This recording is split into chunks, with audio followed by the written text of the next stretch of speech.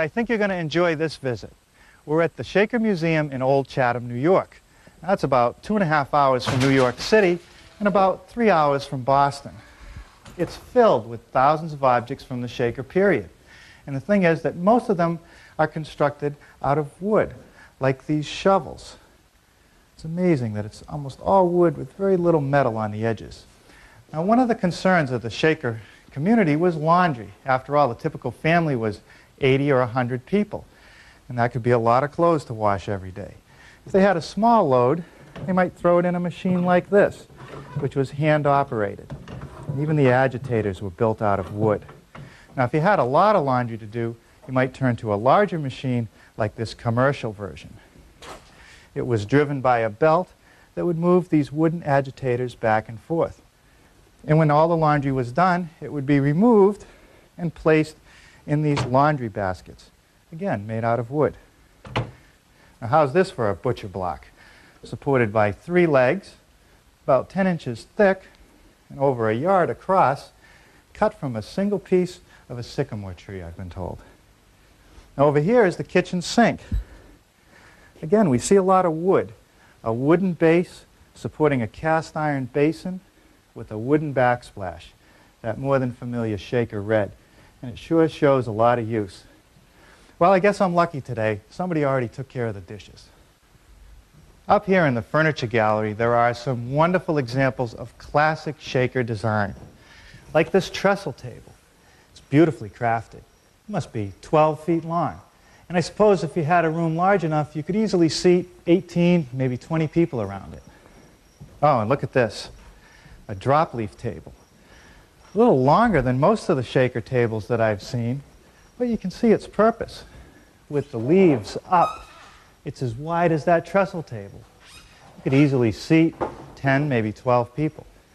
And with the leaves down, like with any drop leaf table, it won't take up very much space when it's stored up against the wall. Now, and this is a feature that I like. You can slide the chairs under it for storage. Now, this table incorporates a lot of really good ideas. I think I should study it a bit more. I'd also like to take a moment to talk about shop safety. Be sure to read, understand, and follow all the safety rules that come with your power tools. Knowing how to use your power tools properly will greatly reduce the risk of personal injury. And remember this, there is no more important safety rule than to wear these, safety glasses. Now I'll show you how I built today's project.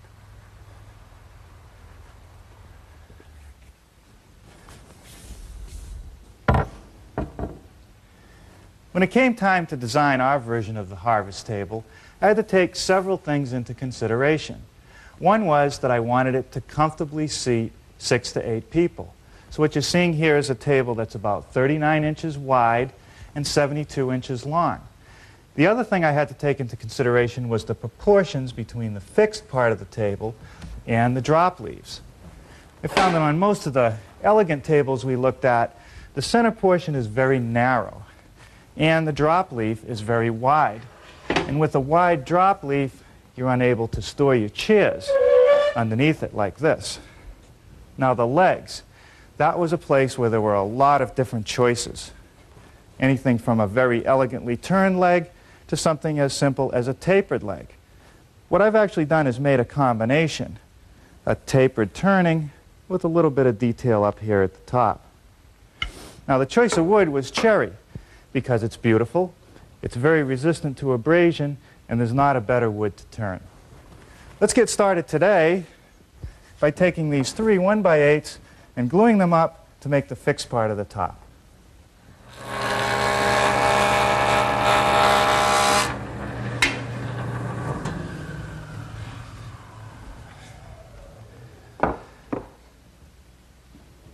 Okay, that's what it should look like.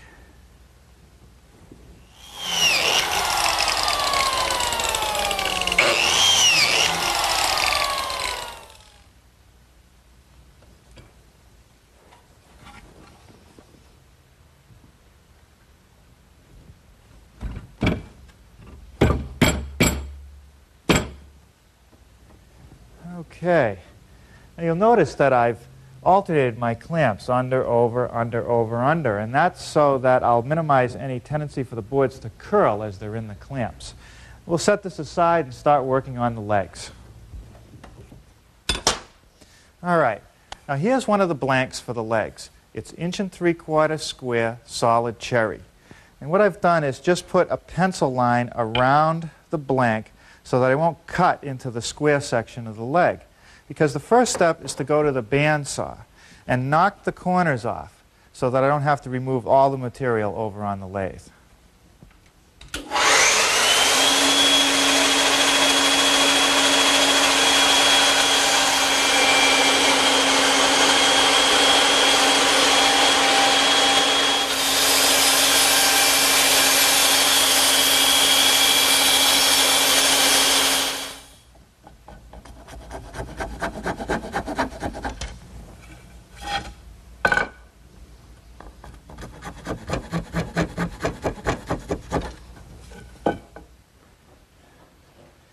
I've installed the blank in the lathe, and the first thing I want to do is rough out the blank.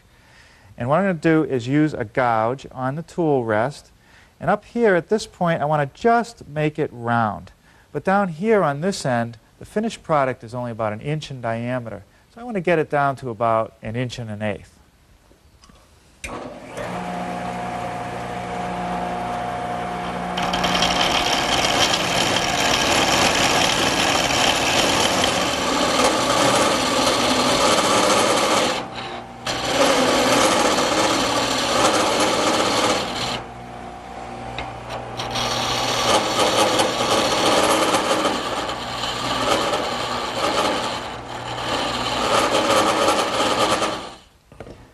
Now to make sure that all 4 legs come out exactly the same, I'm going to turn to my lathe duplicator. And all it really is a template up here that I made out of hardboard. And it's a cross-section of the leg. Here's the straight part, there's the little bead, and then a taper from here down to the other end. Now the tool that does the work is this tool that rides on a flat surface. And on the upper portion there's a follower, which goes against the template, and down here a cutter that actually does the work. Now I've installed a triangular cutter, and I'm going to use that to cut the details first.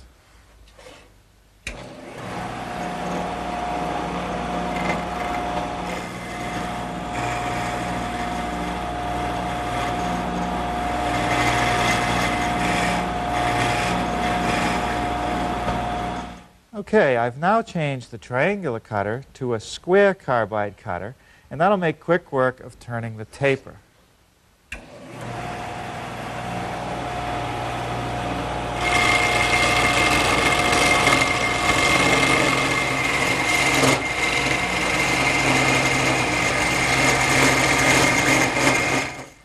Now with the blank still in the lathe, it's a snap to do the sanding. I'll start out with a coarse 80 grit paper and finish up with about a 180 grit paper.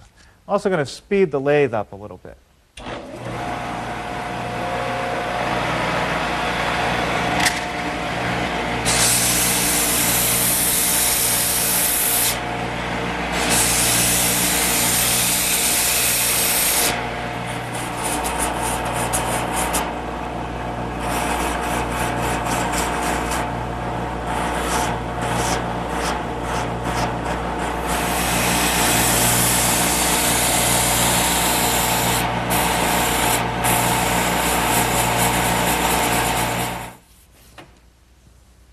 Well, I'd say that that just about takes care of the sanding. Now I'll cut it to the correct length.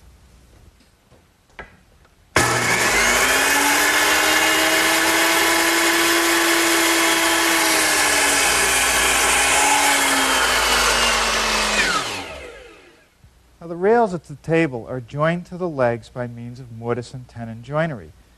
Each leg needs 2 mortises. It's 3/8 of an inch wide, 4 1/4 inches long, and 1 inch deep. And they're on adjacent sides of the leg. Now to make the mortise, I'm using my drill press, which has been outfitted with this mortising attachment. It's nothing more than a drill slipped down through the inside of a square chisel. The drill removes most of the material, and the chisel squares it up. It's just an easy way of making square holes.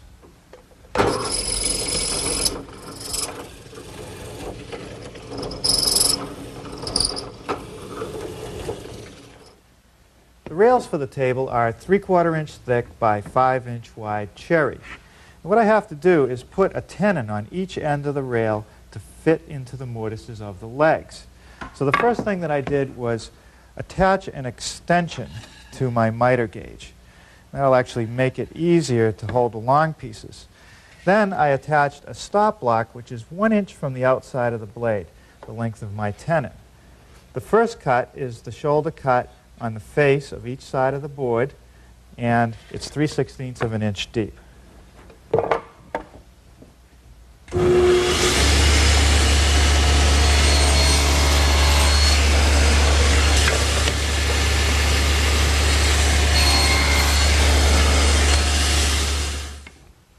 Without changing anything except the height of the blade, which is now going to be 3/8 of an inch, I'll make the next shoulder cut, which is at the top and bottom edge of each board.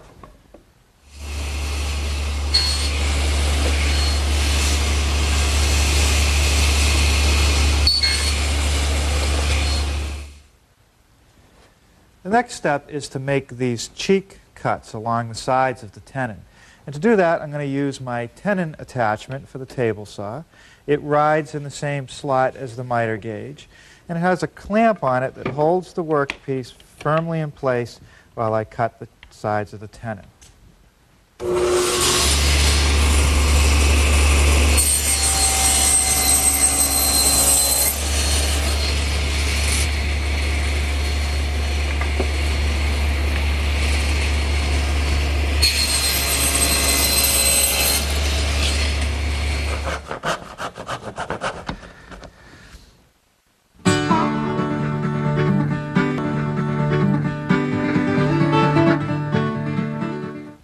Let's take a look up underneath our prototype. In the center, between the two long rails, is this cross piece. It's made out of pine, and it actually adds some extra support to the table and gives me another place for some blocks to fasten the top. The pine board is let into the rails into a dado, and that's what I want to cut next.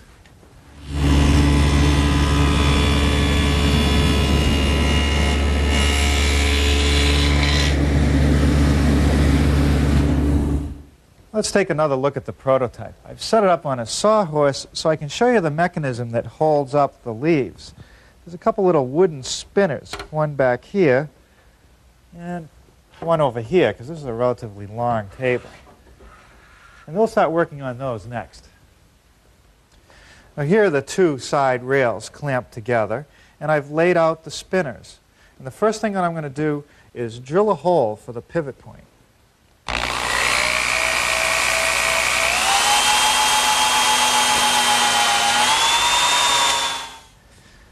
The next thing to do is to cut along the bottom of the spinner. And I found that the best way to do it is to put the board firmly against the rip fence, and I'll hold it in place, keeping my hand far away from the layout lines. Slowly raise the blade up through the wood and cut from end to end.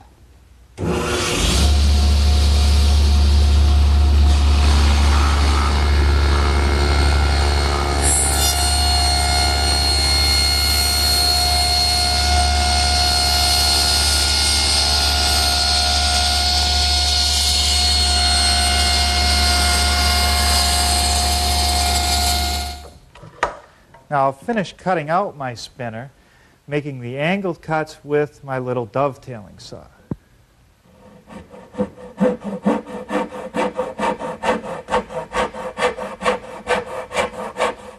Now the mechanism for this spinner couldn't be simpler. A couple washers to make up the difference of the saw kerf and also to minimize friction. And here's something the Shakers probably didn't have, a bugle head type screw.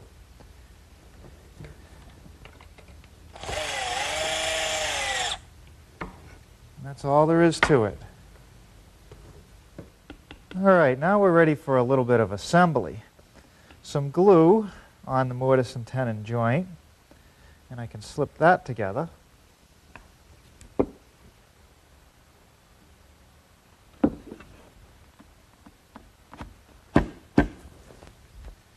Now I want to apply just enough pressure to squeeze the joint tightly together. Next, I'll drill some holes to secure the joint with some dowel pins.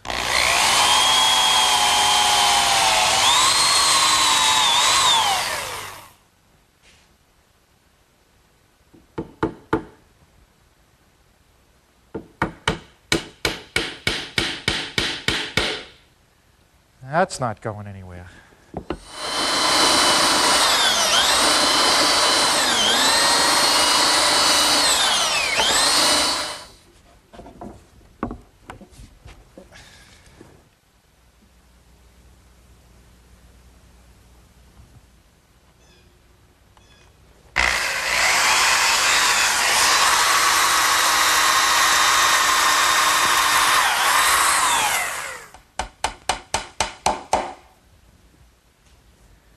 Now this center cross piece gets held in place with a little bit of glue and some 4-penny finish nails.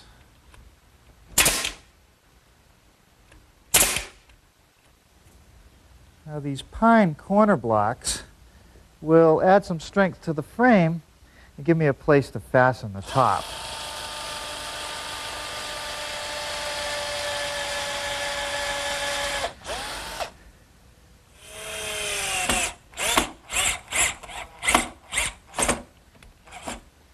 Now I'll just nail a couple small blocks to the centerpiece.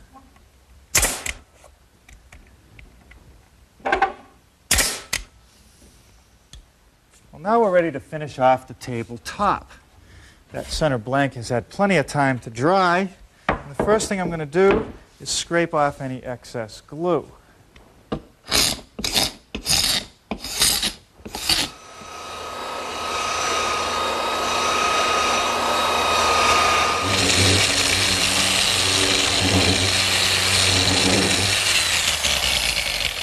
Boy, I don't know how we lived without one of these for so long. They've had sanders like this in the auto body business for years, run by Air, random orbit sanders, which give you a perfectly smooth, swirl-free finish.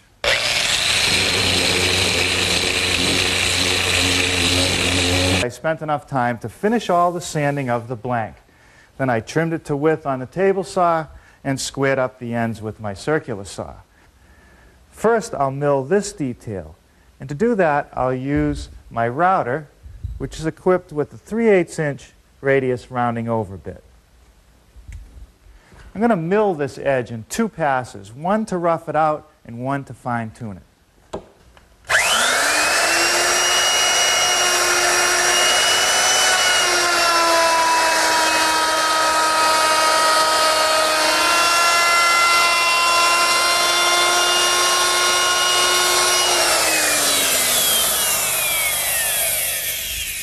Let's look again at our prototype. We just milled this edge using our 3/8" radius rounding over bit. And now I'm going to mill the corresponding edge of the leaf with a 3/8" cove bit. And as you can see, I'm going to have to make it in about 3 passes.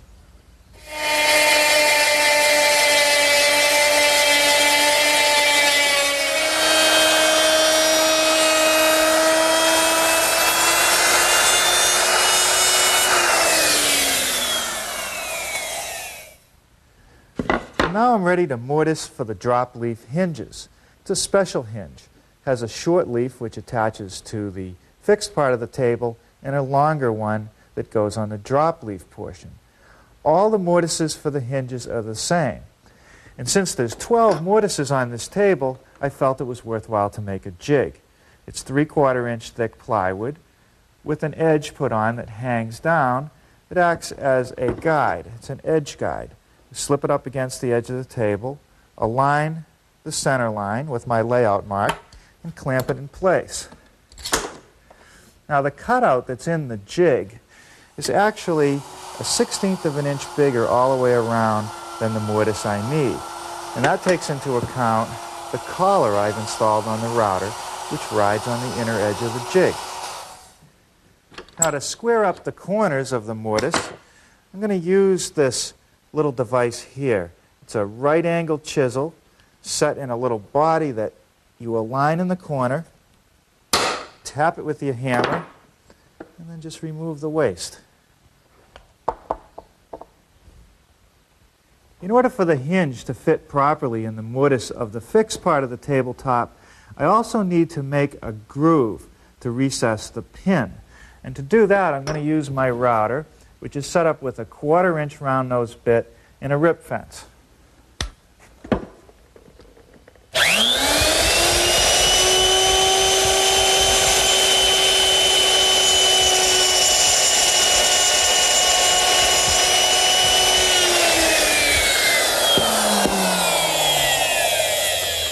You see, I want to have a little material remaining here so that I don't see that cutout from the edge. All right, now at this point we can attach the base to the top.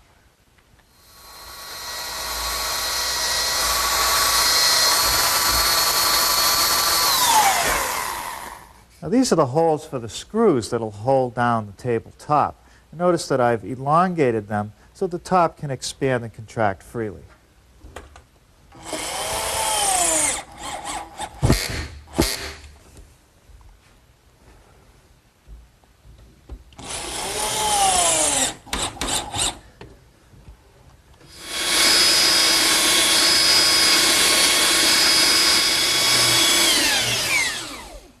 Okay, that takes care of rounding the corners.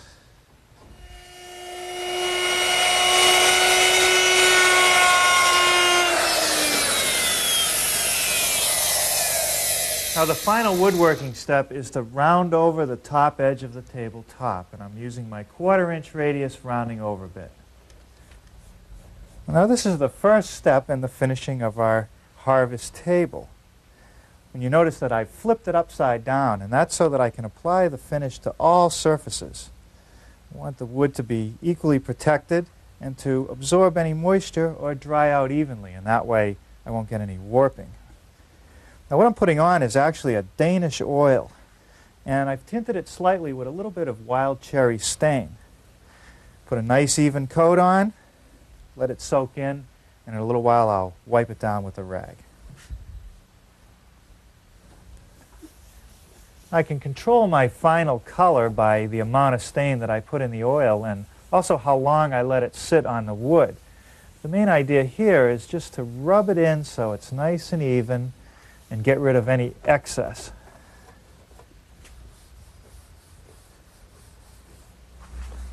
Okay, now this is the second of probably about 6 coats, and this time I'm just using a rag to put on a nice even coat. Then the next step is to take some 600 wet dry sandpaper and rub it into the surface. And what this does is smooths out the wood, and it actually forces a little bit of the oil into the pores of the wood, making it penetrate deeply and preserve the surface. Okay, now once that starts to feel like it's getting a little bit tacky, you take a rag that's not soaked with so much stain and wipe off any excess.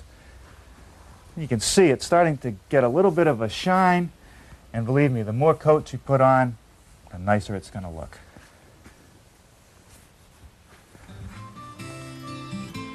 One thing that's nice about using an oil finish on this cherry is that it'll get darker and richer with age.